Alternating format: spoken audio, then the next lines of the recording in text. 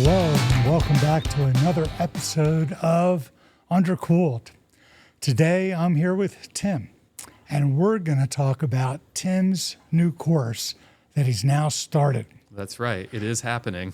That's fantastic. So, can you give us like a 2-minute summary of what your course is all about, what we're going to be talking about today? I'll try for 2 minutes. It'll be 5. So this new course is a Math Methods for Materials Science course. It's aimed primarily at sophomore and junior level students. And the idea is that we want to teach them the skills they need to succeed in thermodynamics, in kinetics, in structures, in their upper level coursework, so that when they get into those courses, they're ready with the math beyond what's simply taught in the introductory calculus sequence. So the topics for this course were sourced by looking at what problems students actually do in these upper level classes, and then working backward from there to saying, what are the mathematical tools they need to do these problems that they're going to see in the coming year or two? So what are those topics? They're coincidentally topics that are near and dear to my heart. Amazing how that works. So for the last 2 weeks, we have been doing some review of the intro calculus sequence, even just basics of properties of logarithms, which are critical in thermodynamics, for example, and doing some error analysis, a little bit of statistics, which feeds into the advanced lab courses. And from here, we're about to start doing linear algebra, which is everywhere in everything. After linear algebra, we will move on to some differential equations numerical techniques, and the students will do a little bit of partial differential equations numerically, which will be a great experience. They'll see that again in kinetics. And after that, we'll move into a little bit of tensor algebra to prepare them for their upper level mechanics courses, where they're looking at stress and strain tensors. And then we'll end off the class with Fourier transforms, so that when they start learning more about diffraction and working more in reciprocal spaces, that they're prepared for that. Wow, that seems like a great course. I hope a lot of our students decide to take it. I know it's been a little slow on the uptake, even though as the advisor, I've been telling lots of people to take it. They don't take my advice. Of course. So how many students are in this first version? So I've got 10 students for the prototype run. And I think that's actually a really good class size. I can have individual conversations with every one of them and really start to understand what they're finding easy, what they're finding challenging, which of my explanations are good, and which ones I need to change for next year. So I'm actually really happy with the small class for a first time around. Well, that's great. So what kind of pedagogies are you using in the class? I know you think very, very deeply about the way you're going to teach it. So what are you planning for this term? What are you doing this term? Right. Well, I'm not teaching the math the way I was taught the math because I learned in spite of the course structures, not because of them. So the class overall is set up in a flipped format, which can be effective or can be ineffective. As always, implementation is everything. And one of the key sticking points that breaks a lot of flipped course designs is that the students don't actually do the outside of class work before class, and then your flipped class suddenly just turns into a lecture because you're lecturing the things they were supposed to learn before class so they could come do interesting, engaging, meaningful work during course time. So I'll come back to how I'm addressing that problem. But aside from the flipped format, the other two really key ingredients were very frequent, very low stakes assessment. So I'll only have one big exam. I will have a final exam as one summative assessment for the course, but instead every week we have a 20-minute quiz. And that is the in-class assessment for the class. So weekly homework, weekly quiz, and that way all of the content is broken down into small chunks that are approachable, and that feeds into the third design thing, which is taking into account the human attention span, which is short. And I'm not even just complaining about kids these days. You know, it's always been the case that this stuff that we have, most people can only focus for 15 or 20 minutes before they lose attention. It's just natural in human cognition. And so the times that I am doing content delivery, whether it's outside of class videos or readings or some of the in-class time when I am talking, those are targeted to be 15 to 20 minutes each. And if something needs more time, then I break it into smaller pieces. And I say, watch this, answer this question, take a break, go away, watch the second part the next day. And that has so far been pretty successful, actually. That's great. What about a final exam? Well, the final exam will exist, and that is 3 months from now, so I'm going to think about it later. There are a few other bridges to build before that time. That's great. So can you talk a little bit more about the flipped component of this class? Yeah, definitely. That is a key part of the course structure. As far as the enforcement, let's deal with the big question first of how do you make it work? We have class Tuesdays and Thursdays. And so every Monday night and every Wednesday night, there is due on Canvas, which is our learning management system. There is due a check-in. And what this check-in is it asks 2 questions. The first question is, what did you learn from the outside of class content to prepare for tomorrow? And usually this is, as I said, about 15-minute videos. Sometimes there will be a little reading as well. And that is purely a reflective exercise. The second question is, what do you want me to help you with in class tomorrow? And so this does 2 things. First, it tells me in the instructional content that I prepared ahead of time what didn't land or what only partially made sense. But it also really lets me do just-in-time teaching, which has a lot of evidence behind it from different discipline-based education research programs is finding out that lecture can be effective if you're telling things to students that they feel that they need to know at the time when they actually need to know it. And so I'm inviting this as a dialogue of, sure, I'll lecture for 20 minutes in class answering your questions. So as long as you tell me what you want to know, I will tell you what you want to know. And that has gone actually quite well so far. I've been pleasantly surprised with the quality of the students' reflection as well. They're being thoughtful. They're saying things like, oh yeah, I totally did see this 2 years ago and I haven't thought about it since then, which tells me they're being honest at least. Right. But also in all of my video lectures for outside of class, I do always have a couple minutes about why this matters. Right. And that's something that the students have really responded to and said, oh, I never knew this would actually be used in whether it's a class or whether it's in a certain professional setting or so on. So that does tell me that they're actually engaging with the content outside of class. Oh, that's awesome. So we've been at this for what, a week and a half, 2 weeks? Yeah, 2 weeks. Next week is this is Friday. So next week is our 3rd week. So has anything unexpected happened so far? Do you have any challenges that you weren't anticipating that have shown up already? Yeah, I can think of a few. No plan survives contact with students, as the saying goes, or something close to it. The first surprise for me was the pleasant one of, wow, students are actually really doing it. They're engaging. They're along for the ride. They're sort of playing the game in a genuine way. So that was certainly nice to see. But something I wasn't prepared for was during the in-class time, I'll spend the first 20 minutes or so, 20 to 30 minutes, answering the questions from the check-ins. And that's been fine. It is still lecture time, but at least it's directed, topical, in the moment. And then after that, generally I give one in-class problem, sort of a, let's do this exercise together, just make sure everyone's on the same page. And then the rest of the time I give them to do homework, like homework problems. And I feel like this is a good back and forth, like a trade, I'm telling you to watch these videos outside of class, and I respect that that's part of your time load for this course.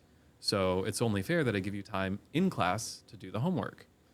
And that's gone really well. I wrap up the questions, we do an example, students get right to work. That didn't surprise me. What surprised me, and I should know better, is that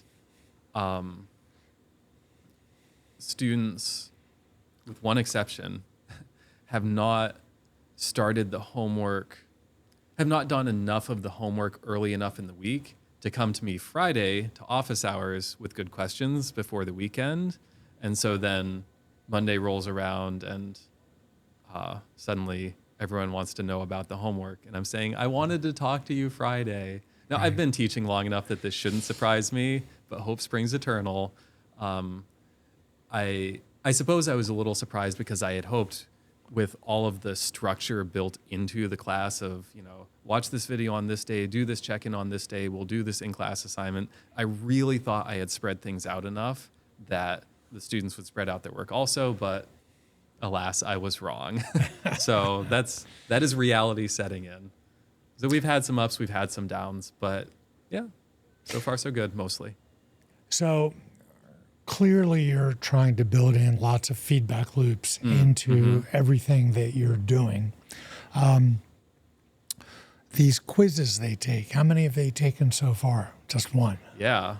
And do you have any way for them to get reassessed or have a second chance on those homeworks, on those quizzes? Right. I am very happy to report after the first quiz, I haven't needed to yet. They actually all did really well, but also it is mostly review content so far, so that's why I would hope and expect. As far as the structures built into the class, for the quizzes, because there are so many of them and each one is low stakes, I don't have a formal course structure, but my plan is that if a particular student does just really bomb a certain quiz, at the end of the day, the goal is learning. My goal is not to measure them. My goal is to teach them. Measurement just occasionally happens along the way. And this is also a benefit of small class. So my plan is actually very simple. Reach out to the individual and say, you obviously were having a rough day today. Do you just want to do it again?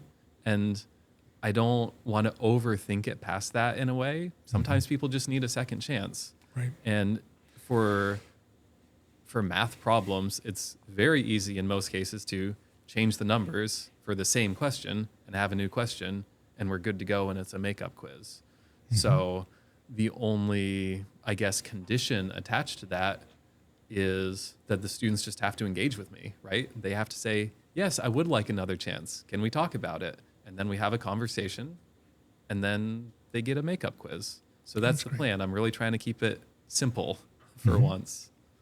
So I realize part of the course design is that you're going to allow it to evolve through the term, since, like you said, you don't need to think about the final yet.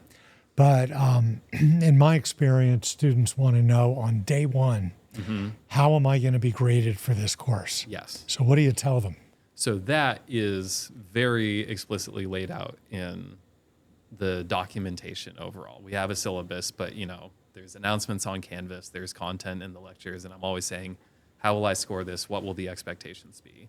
So for the quizzes, for example, as we're talking about that, I tell them exactly what kinds of questions will be on the quiz. There will be 2 math questions that are like solve for X. There will be a explain how the computer does this numerical estimation, for example. So I'm telling them what I will ask about. And I also tell them exactly how I'm going to score it. It's so simple. You get 1 point for effort. You get 1 point for having the conceptually correct approach, like this way of solving the problem is a valid way of solving the problem. And then 1 point for the right answer. Every problem is out of 3 points. And it's a very reliable grading scale. And I think that's important because fairness in grading is something that students are validly worried about. When people are grading everything out of 100 points, what's a 96 versus a 98? I feel like that's a meaningless distinction. But to be able to say, did you try? Did you have a sound approach? Did you get it right? That becomes pretty close to objective. And with enough problems over the course of the semester, that sort of course 1, 2, 3 averages out into, I would argue, a really good final average for their overall performance in the course. So I was more concerned with the final grade. So you're giving the course them, grade. Okay. Yeah, so you're giving them homework, you're giving them weekly quizzes, you're having them do weekly reflections. Did I get all that right? Yes. And so those are 3 distinct things, and then maybe you'll have a final. Don't the students want to know what they need to do to get an A in the course? Or haven't they asked that? They actually, well, most of them haven't bothered me about that yet. There's always the one. Part of the grading for the course is simple, normal, traditional stuff that students are used to seeing. So I am doing category weights for the categories that the attendance / participation / reflection. So that's essentially a participation grade. We have the homeworks, we have the quizzes. Those are really all formative activities. They're different ways of probing, okay, this week, are you up to date? Are you putting in an effort? Are you trying? Are you engaging with this stuff? And are you learning something? And so those 3 grades, I do feel comfortable weighting together numerically and saying, okay, this percentage for, I don't have the numbers memorized, but there's some percentage for the participation, there's some percentage for the quizzes, there's some percentage for the homework. But the final exam is a different beast. It's a different kind of assessment. It's summative instead of formative. It's cumulative instead of bite-sized. It's just a longer duration. You know, there's a lot of factors that make it a different kind of experience from everything else in the class. And so I'm not averaging in the final grade with the other grades. Instead, what the final grade does is if students do well on the final, and well is defined as their letter grade on the final is higher than their letter grade in the course, then the final exam increases their course grade. And if they don't do well on the final, then it doesn't affect their course grade because some students don't exam well.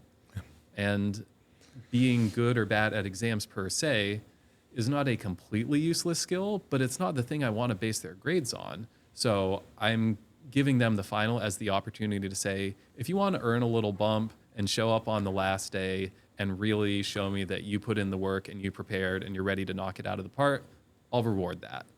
And if that doesn't work out for you, then you still have all this evidence that you put in work and that you tried and that you learned, and I'll base the grade on that. So that's how I'm handling the final and the course grade. Oh, that sounds great. So again, you've been at this for 2 whole weeks. I know that's not a lot, but has there been anything that's really popped out in your mind as being a major success that you're already excited about? I think I spoiled the big one, which is that they're showing me that they're actually thinking about their own learning on the check-ins.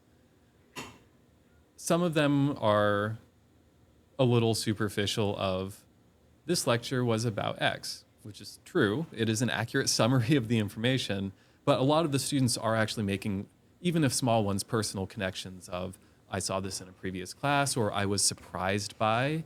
That's a tag that I really enjoy seeing because that tells me that they were thinking about something enough to realize that it violated their expectations. So that has been a plus, is just reading those reflections a couple times a week and better understanding what my students are thinking about in the moment. Another one that I'm not surprised by, but I am pleased by, is with the in-class time. I am not mandating that the students work in groups. There are some students who do work better alone, and I want to respect that. So I've left it open of, if you want to work together, you're absolutely allowed to. If you want to lone wolf it, you're allowed to. And most of the students have just voluntarily self-assembled into groups and work together and help each other out on the homework, which is exactly what I want them to do. But the fact that I've given them the choice and they've chosen to take it was really nice to see. I think that speaks to the community of our student body as a whole, that they recognize they're here to support each other and succeed together. Do you have any lone wolves? I do. Okay. And I work with them individually, and as long as they're on track and doing the work and feeling like they're part of the class in some way, even if not in the immediate moment of social engagement, but they still feel like they belong and are heard and welcome, then that's okay. Do you have any lone wolves who really don't want to be lone wolves, but don't feel like they can be part of another group?